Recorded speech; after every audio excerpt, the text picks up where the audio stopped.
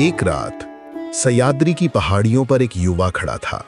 उसकी आंखों में जल रहा था स्वराज का सपना। और उसी रात शुरू हुई थी एक ऐसी कहानी जिसने इतिहास बदल दिया। जब औरंगजेब की पूरी फौज कांप उठी थी, तब एक अकेले मराठा शेर ने हिंदवी स्वराज की नींव रखी थी। वो नाम था छत्रपति शिवाजी महाराज। जब भी भारतीय इतिहास के महान राजाओं की बात आती है तो छत्रपति शिवाजी महाराज का नाम जरूर आता है। वीर योद्धा, कुशल शासक, सैन्य रणनीतिकार और मराठा साम्राज्य के संस्थापक। शिवाजी की वीरता की किस्से अनेक हैं। शिवाजी कौन थे, शिवाजी ने क्या किया, हम उन्हें क्यों याद करते हैं?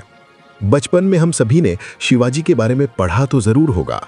इस वीडियो में हम आपको छत्रपति शिवाजी के जीवन की प्रमुख झलकियां दे रहे हैं। आओ जानते हैं श्रीमंत छत्रपति वीर शिवाजी के बारे में।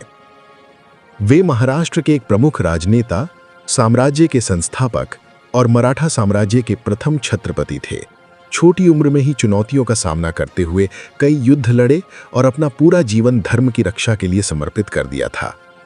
बहुत से लोग इन्हें हिंदू हृदय सम्राट कहते हैं तो कुछ लोग इन्हें मराठा गौरव कहते हैं, जबकि वे भारतीय गणराज्य के महानायक थे।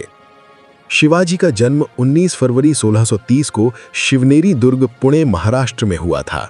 उनका पूरा नाम शिवाजी राजे भोसले था। उनके पिता का नाम शाहजी और माता का नाम जीजाबाई था।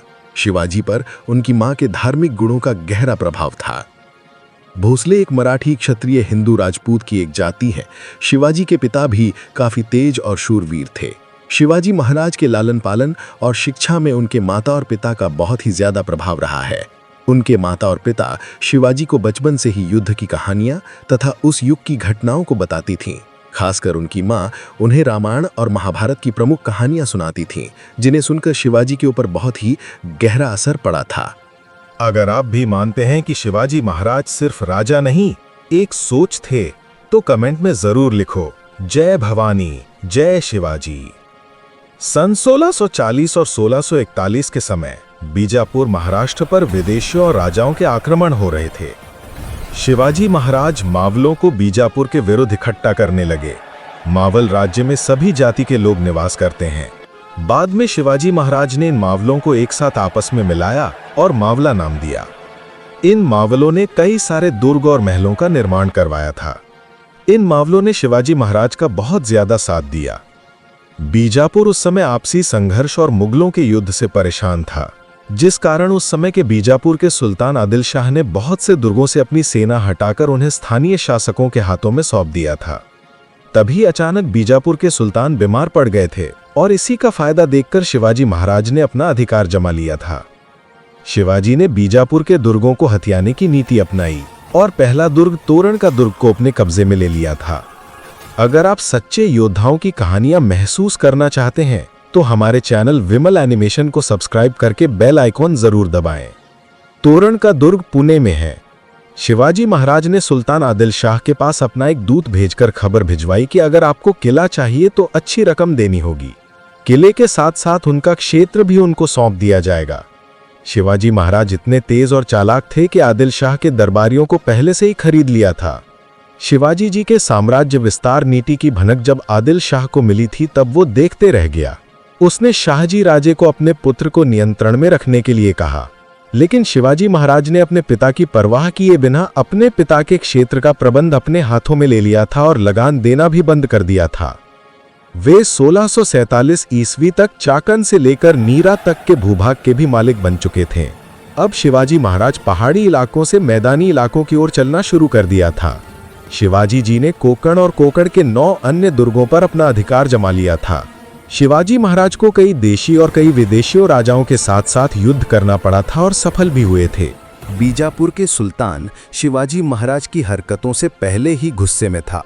सुल्तान ने शिवाजी महाराज के पिता को बंदी बनाने का आदेश दिया था। उनके पिता उस समय कर्नाटक राज्य में थे और दुर्भाग्य से शिवाजी महाराज के पिता को सुल्तान के कुछ गुप्तचरों ने बंदी बना लिया था। उनके पिता को एक शर्त पर रिहा किया गया कि शिवाजी महाराज बीजापुर के किले पर आक्रमण नहीं करेगा। पिताजी की रिहाई के लिए शिवाजी महाराज ने भी अपने कर्तव्य का पालन करते हुए 5 सालों तक कोई युद्ध नहीं किया और तब शिवाजी अपनी विशाल सेना को मजबूत करने में लगे रहे। शाहजी की रिहा के समय जो शर्तें लागू की थीं, उन शर्तों में शिवाजी ने पालन तो किया, लेकिन बीजापुर के साउथ के इलाकों में अपनी शक्ति को बढ़ाने में ध्यान लगा दिया था। पर इसमें जावली नामक राज्य बीच में रोड़ा बना हुआ था। उस समय ये राज्य वर्तमान में सतारा, महाराष्ट्र के उत्तर और वेस्ट के कृष्णा नदी के पास था। कुछ समय बाद शिवाजी ने जावली पर युद्ध किया और जावली के राजा के बेटों ने शिवाजी के साथ युद्ध किया और शिवाजी ने दोनों बेटों को बंदी बना लिया था और किले की सारी संपत्ति को अपने कब्जे में ले लिया था। और इसी बीच कई मावल शिवाजियों के साथ मिल गए थे। मुगलों के शासक औरंगजेब का ध्यान उत्तर भारत के बाद साउथ भारत की तरफ गया। उसे शिवाजी के बारे में पहले से ही मालूम था। औरंगजेब ने दक्षिण भारत में अपने मामा शाइस्ता खान को सूबेदार बना दिया था। शाइस्ता खान अपने 1,50,000 सैनिकों को लेकर पुणे पहुंच गया और उसने 3 साल तक लूटपाट की। एक बार शिवाजी ने अपने 350 मावलों के साथ उन पर हमला कर दिया था।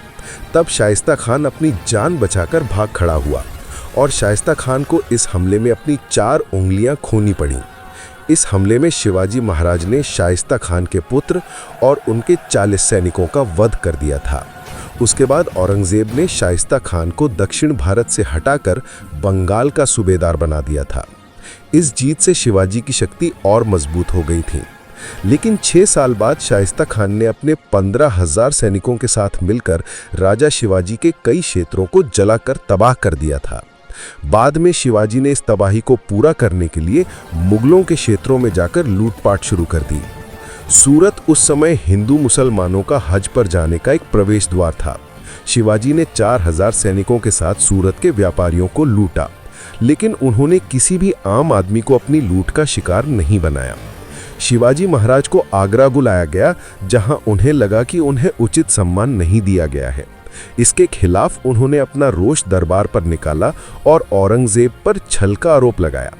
औरंगजेब ने शिवाजी को कैद कर लिया था और शिवाजी पर 500 सैनिकों का पहरा लगा दिया था।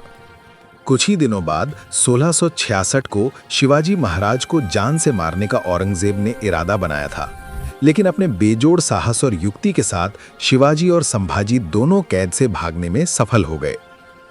संभाजी को मथुरा में एक ब्राह्मण के यहाँ छोड़कर शिवाजी महाराज बनारस चले गए थे और बाद में सकुशल राजगढ़ आ गए। जसवंत सिंह के द्वारा पहल करने के बाद शिवाजी ने मुगलों से दूसरी बार संधि की।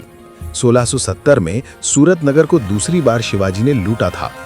यहां से शिवाजी को 132 लाख की संपत्ति हाथ लगी और शिवाजी ने मुगलों को सूरत में फिर से हराया था। सन 1674 तक शिवाजी ने उन सारे प्रदेशों पर अधिकार कर लिया था जो पुरंदर की संधि के अंतर्गत उन्हें मुगलों को देने पड़े थे। शिवाजी ने छत्रपति की उपाधि धारण की और काशी के पंडित भट्ट को इसमें समारोह में विशेष रूप से बुलाया गया था। शिवाजी के राज्याभिषेक करने के 12वें दिन बाद ही उनकी माता का देहांत हो गया था और फिर दूसरा राज्याभिषेक हुआ। शिवाजी अपने आखिरी दिनों में बीमार पड़ गए थे और 3 अप्रैल 1980 में शिवाजी की मृत्यु हो गई थी। शिवाजी की मौत के बाद औरंगजेब ने पूरे भारत पर राज्य करने की अभिलाषा को पूरा करने के लिए अपनी 5 लाख सेना को लेकर दक्षिण भारत का रुख किया। छत्रपति महाराज को एक कुशल और प्रबल सम्राट के रूप में जाना जाता है। शिवाजी को बचपन में शुरुआती शिक्षा ठीक नहीं मिल पाई थी, लेकिन शिवाजी जी भारतीय इतिहास और राजनीति से परिचित थे। शिवाजी ने शुक्राचार्य और कौटिल्य को आदर्श मानकर कूटनीति का सहारा लेना कई बार ठीक समझा था। शिवाजी महाराज एक तेज और चालाक शासक थे। वे समकालीन मुगलों की तरह कुशल थे। मराठा साम्राज्य 4 भागों में विभाजित था। हर राज्य में एक सूबेदार होता था जिसको प्रांतपति कहा जाता था। हर सूबेदार के पास भी एक अष्टप्रधान समिति होती थी। शिवाजी एक कट्टर हिंदू थे। उनके साम्राज्य में मुसलमानों को धार्मिक आज़ादी थी। शिवाजी महाराज कई मुसलमानों के मस्जिदों आदि के निर्माण कार्यों के लिए भी अनुदान देते थे। उनके द्वारा हिंदू पंडितों, मुसलमानों, संत और फकीरों को सम्मान प्राप्त था। शिवाजी हिंदू को ज्यादातर सम्मान और बल देते थे। शिवाजी ने हिंदू मूल्यों और शिक्षा पर भी जोर दिया था। मुस्लिम विरोधी नहीं थे शिवाजी। शिवाजी पर मुस्लिम विरोधी होने का दोषारोपण किया जाता रहा है। पर यह सत्य इसलिए नहीं कि उनकी सेना में तो अनेक मुस्लिम नायक एवं सेनानी थे ही, अनेक मुस्लिम सरदार और सूबेदार जैसे लोग भी थे। वास्तव में शिवाजी का सारा संघर्ष उस कट्टरता और उद्दंडता के विरुद्ध था जिसे औरंगजेब जैसे शासकों और उसकी छत्रछाया में पलने वाले लोगों ने अपना रखा था। 1674 की ग्रीष्म ऋतु में शिवाजी ने धूमधाम से सिंहासन पर बैठकर स्वतंत्र प्रभु सत्ता की नींव रखी। दबी कुचली हिंदू जनता को उन्होंने भयमुक्त किया। हालांकि ईसाई और मुस्लिम शासक बल प्रयोग के जरिए बहुसंख्यक जनता पर अपना मत थोपते अतिरिक्त कर लेते थे, जबकि शिवाजी के शासन में इन दोनों संप्रदायों के आराधना स्थलों की रक्षा ही नहीं की गई, बल्कि धर्मांतरित हो चुके मुसलमानों और ईसाइयों के लिए भयमुक्त माहौल भी तैयार किया। शिवाजी ने अपने 8 मंत्रियों की परिषद के जरिए उन्होंने 6 वर्ष तक शासन किया। उनकी प्रशासनिक सेवा में कई मुसलमान भी शामिल थे। 1674 में शिवाजी महाराज ने एक स्वतंत्र शासक के रूप में भव्य तरीके से सिंहासन पर बैठने का कार्य किया।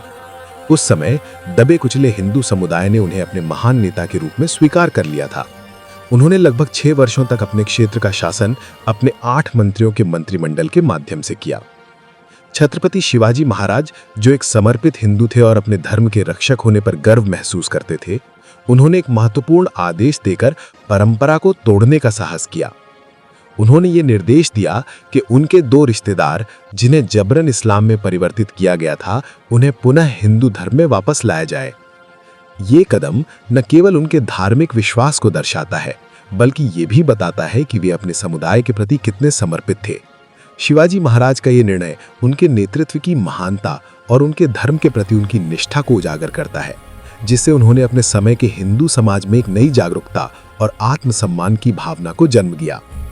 भले ही ईसाई और मुसलमान दोनों ही अक्सर अपने पंथों को जनसंख्या पर जबरन थोपते रहे हैं, लेकिन उन्होंने दोनों समुदायों की मान्यताओं का सम्मान किया और उनके धार्मिक स्थलों की रक्षा की। हिंदुओं के साथ साथ कई मुसलमान भी उनकी सेवा में थे। अपने राज्याभिषेक के बाद उनका सबसे उल्लेखनीय अभियान दक्षिण में था। इस अभियान के दौरान उन्होंने सुल्तानों के साथ गठबंधन किया और पूरे उपमहाद्वीप पर अपना शासन फैलाने के मुगलों के भव्य डिजाइन को अवरुद्ध कर दिया। राष्ट्र को विदेशी और आतताई राज्यसत्ता से स्वाधीन करा, सारे भारत में एक सार्वभौम स्वतंत्र शासन स्थापित करने का एक प्रयत्न स्वतंत्रता के अनन्य पुजारी वीर प्रवर शिवाजी महाराज ने भी किया था। इसी प्रकार उन्हें एक अग्रगण्य वीर एवं अमर स्वतंत्रता सेनानी स्वीकार किया जाता है। महाराणा प्रताप की तरह वीर शिवाजी राष्ट्रीयता के जीवंत प्रतीक एवं परिचायक थे। शिवाजी को अपने पिता से ही शिक्षा मिली थी, जब उनके पिता को उस समय के सुल्तान बीजापुर के शाह के साथ संधि भी की थी। शिवाजी ने अपने पिता की हत्या नहीं की, अक्सर कई शासक करते हैं। शिवाजी जी की गनीमी कावा नामक कूटनीति, जिसमें दुश्मन पर अचानक युद्ध करके उसे परास्त किया जाता था, इसलिए शिवाजी महाराज को एक महान शासक के रूप में याद किया जाता है। छत्रपति शिवाजी महाराज के बारे में और विस्तार से जानने के लिए आप हमारे चैनल को जरूर सब्सक्राइब करें। हम आपके लिए ऐसे ही वीडियो लाते रहेंगे। जय सनातन।